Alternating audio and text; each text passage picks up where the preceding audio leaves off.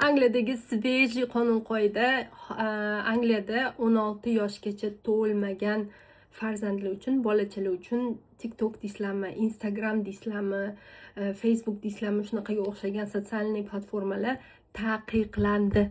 To есть o'sha yoshgacha yetmaguncha bolachalar umuman bunaqa narsalardan foydalanishga haqqi yo'q. Bu narsa Christmasda e'lon qilinar ekan, ya'ni dekabrlarda va erta bahorda o'z kuchiga ega bo'ladi. Men shunaqa xursandman shu qoidadan, bilasizlarmi, ko'chada hozir неопределенный, umuman tushunarsiz bo'layotgan hayot, hamma narsa o'zgaryapti. Oldingi prinsiplar umuman amal qilinmayapti. Shuning uchun bolachalarni himoyasi uchun, xavfsizligi uchun bu qonun-qoida qabul qilindi va men juda ham bu narsani podдержка qilaman va juda ham xursand bo'ldim bu narsadan.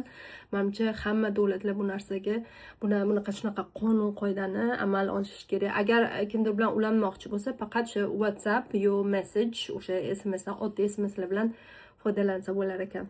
Zo'r bo'ldi lekin.